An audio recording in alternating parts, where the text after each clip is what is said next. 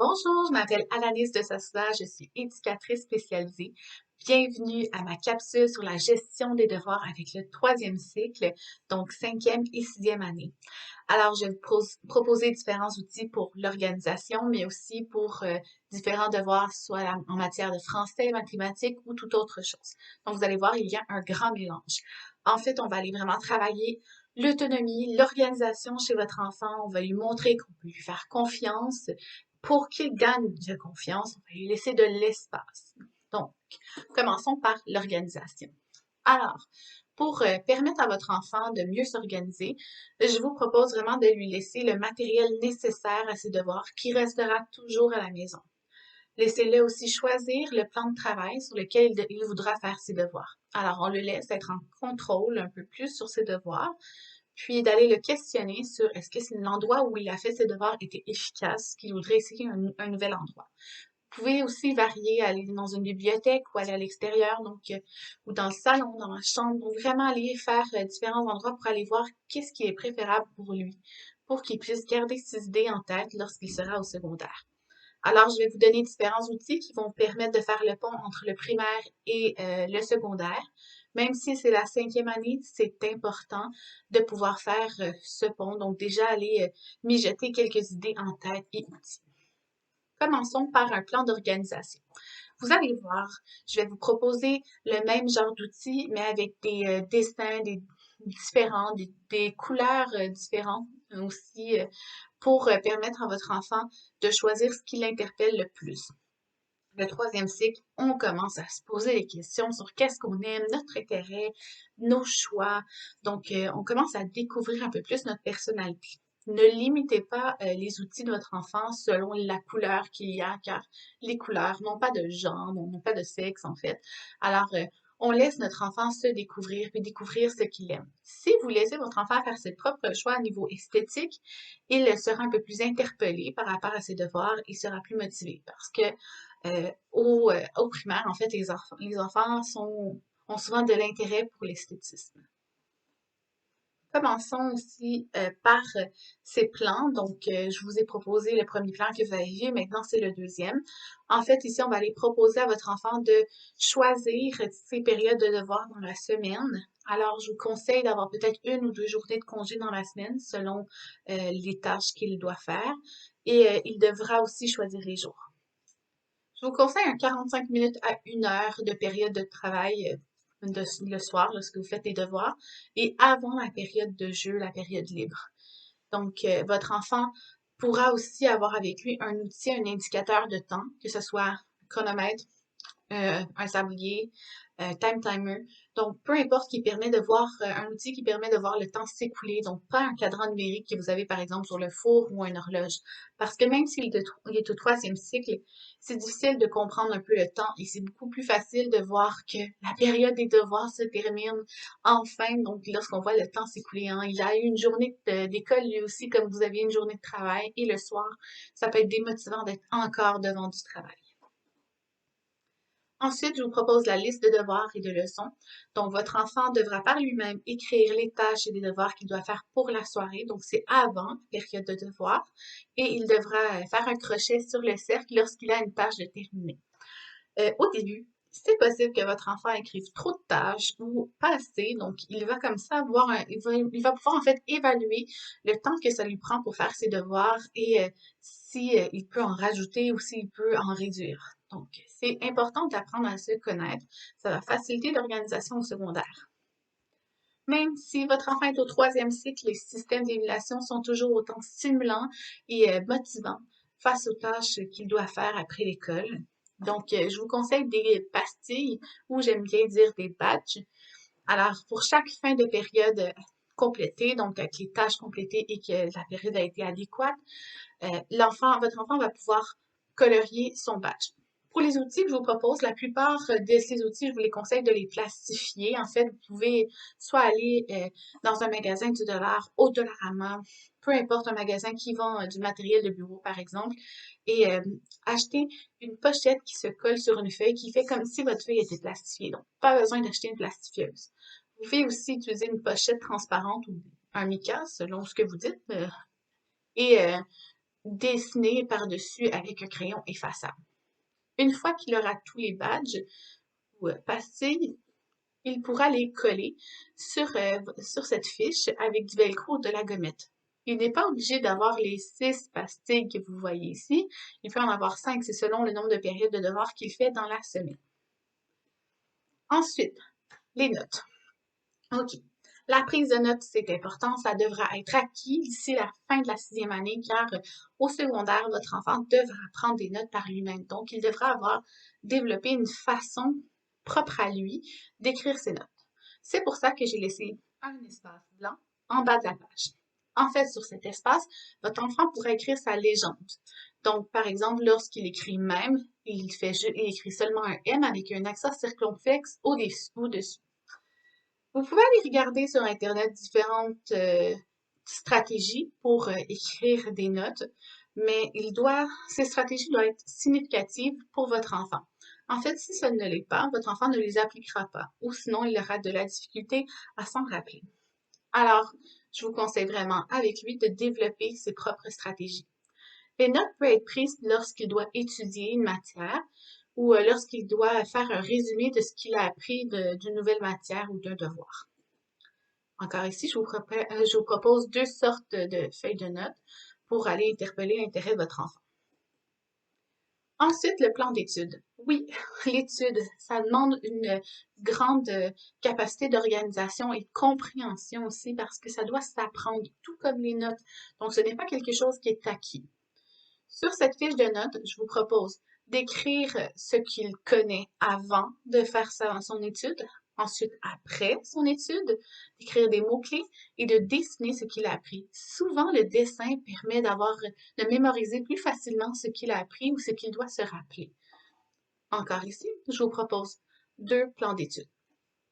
Puisqu'il y a beaucoup de couleurs sur les 2 plans d'études, je vous propose, oui, de les classifier, donc l'avoir une fois, puis lorsque vous écrivez les notes ou lorsqu'il écrit ses notes, vous prenez le plan d'études en photo. Donc, de cette façon, vous n'avez pas à toujours réimprimer une nouvelle feuille. Ensuite, je vais vous proposer différents outils que vous allez pouvoir utiliser pour développer en français ou en mathématiques ou toute autre matière. Alors, commençons par la critique littéraire. Sur cette fiche, vous allez voir différentes questions qui vont permettre à votre enfant de développer son jugement critique par rapport à sa lecture, de développer sa compréhension, mais aussi son portrait de lecteur. Donc, quelle lecture il aime, qu'est-ce qui le rejoint un peu plus. Donc, encore là, on va aller travailler un peu plus la personnalité. Alors, le 3e cycle, ça demande un peu de se forger dans sa personnalité, d'aller découvrir ce qu'il aime, ce qu'il veut aussi découvrir par lui-même. Donc, la critique littéraire permet vraiment d'aller chercher un peu plus le genre de votre enfant.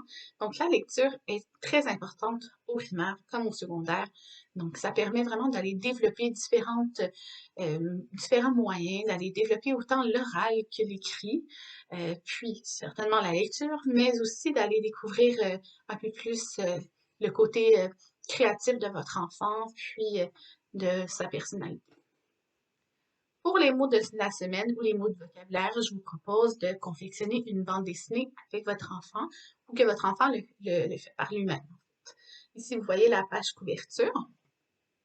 Ensuite, vous allez voir les petits carrés sur lesquels il va pouvoir faire sa bande dessinée. Pour chaque semaine, ça équivaut à une page.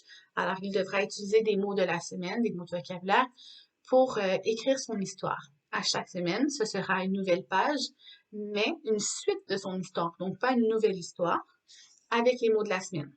D'ici la fin de l'étape, ou après 3 mois par exemple, après 4 mois ou de l'année, il pourra avoir une bande dessinée complète. Donc, pour cet outil, je vous propose par contre de ne pas plastifier, puisque ça va être difficile de se remémorer les histoires ou tout simplement, vous pouvez aussi les prendre en photo puis faire une suite, c'est vraiment selon ce que vous voulez. Ensuite, je vous propose un petit jeu de société. Donc, vous avez ici des questions en français, des questions en mathématiques et des questions militaires. En fait, c'est des cartes que votre enfant devra piger. Donc, en français, vous allez écrire par vous-même des questions qui rejoignent les connaissances qu'il doit acquérir ou des connaissances qu'il a déjà. Donc, vous pouvez poser des questions que vous savez qu'il qu'il a la réponse pour, en fait, l'encourager, qu'il se sente en confiance face à ses études. Donc, il pourra ainsi plus facilement affronter les questions avec lesquelles il a le plus de difficultés, donc qui peut le démotiver. En français, par exemple, vous pouvez demander est-ce que tel mot est un homophone? Ou tout simplement de faire des questions vraies ou faux. Donc, vous pouvez aussi écrire des phrases avec des erreurs qu'il devra corriger. Donc, vraiment, vous pouvez varier. En mathématiques, la même chose, aller varier dans la matière. Puis, pour les cartes mystères, alors, les cartes mystères, c'est mes préférés parce que vous pouvez en fait les adapter selon n'importe quelle matière, que ce soit en UR social, en sciences, ou aussi des questions qui vont permettre à votre enfant de plus comprendre l'environnement dans lequel il vit. En fait, vous pouvez demander des questions qui concernent l'actualité, par exemple. Donc, qui est ton premier ministre? Donc, qui est le premier ministre du Canada? Ou des questions un peu plus sur la connaissance culturelle. Donc, des questions aussi sur lui-même. Donc, quelles sont tes trois qualités? Quelles sont tes vedettes préférées? Donc, vraiment, aller poser des questions pour apprendre à le connaître, mais lui aussi à se poser des questions sur lui-même. Vous pouvez aussi poser des questions sur des sujets un peu plus tabous, donc des sujets que vous voulez voir si votre enfant se pose des questions. Comme pour lui permettre en fait de s'ouvrir. Donc, vous pouvez mettre des mises en situation aussi. Donc, dans telle situation, qu'est-ce que toi tu ferais? Donc, vraiment aller développer différents autres aspects qui ne sont pas propres en mathématiques ou en français. Ensuite, je vous conseille un autre jeu de société. Donc, c'est un jeu qui va permettre de travailler les mathématiques, un tout petit peu le français. Vous devez proposer à votre enfant un montant. Vous pouvez jouer avec lui ou il peut jouer avec la fratrie. Puis, il devra en fait piger des cartes qui demandera de faire des soustractions, des additions, des divisions, des multiplications, travailler les pourcentages, les fractions pour en fait travailler le montant du début qu'il a. Puis, il va y avoir aussi des questions en français pour lui permettre de gagner de l'argent. Donc, vous pouvez aussi vous-même écrire des questions sur les cases vides selon les compétences que vous voulez qu'il développe. Alors, c'est vraiment pour travailler précisément les mathématiques. Puis, il y a une fiche pour faire ses calculs, puis écrire le montant. Je veux en fait, dans ce jeu, que votre enfant puisse comprendre que c'est possible d'être en dette, que lorsqu'on est à zéro, il peut y avoir un moins. Donc, elle peut comprendre cet aspect-là.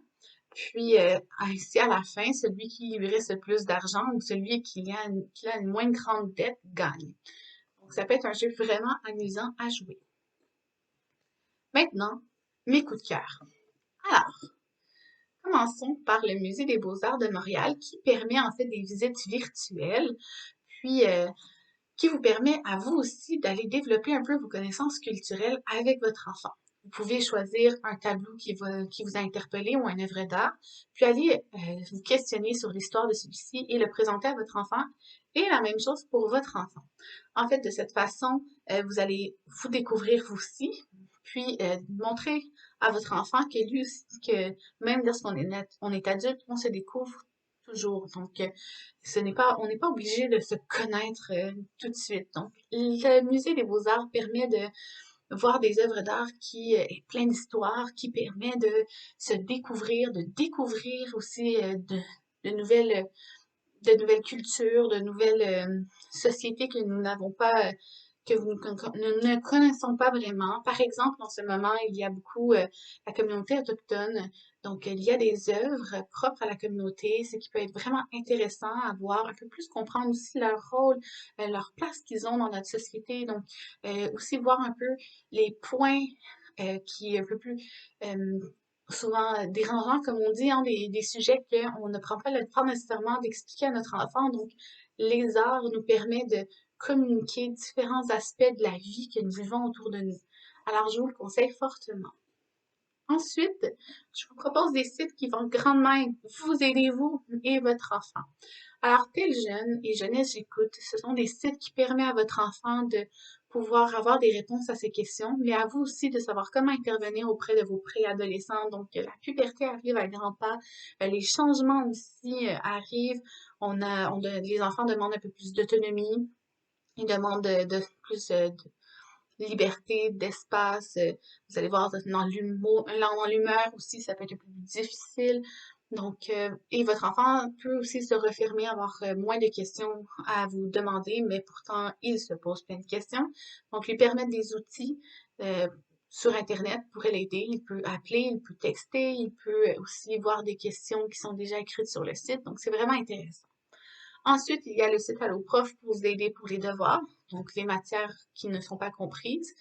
Pratiquez votre enfant aussi sur des jeux qu'il y a sur cette plateforme, mais aussi il y a des outils pour vous aider entre le pont entre le primaire et le secondaire. Donc, c'est un pont important, c'est quelque chose qui peut être angoissant. Donc, considérez en fait ce stress chez votre enfant.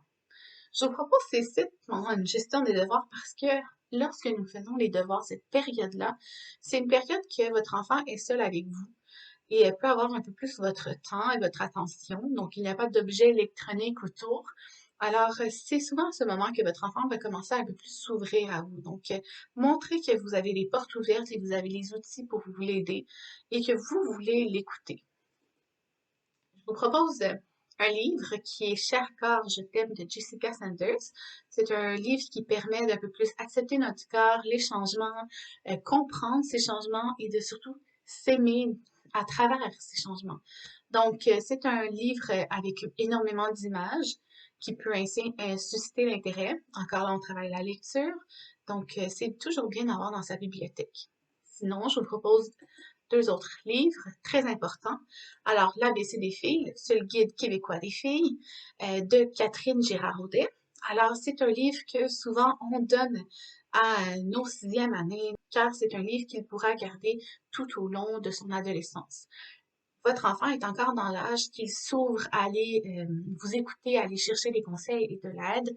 Alors, l'ABC va permettre à votre enfant d'avoir toujours avec lui un livre qui va pouvoir l'aider dans ses questionnements, puis qui sera dans sa bibliothèque, dans sa chambre. Donc, parfois, votre enfant peut se sentir gêné de poser des questions, il n'ira pas de l'avant, il n'ira pas aller chercher non plus de l'aide sur Internet. Alors, l'ABC peut répondre quelquefois à des questions. Gardez toujours quand même l'œil ouvert.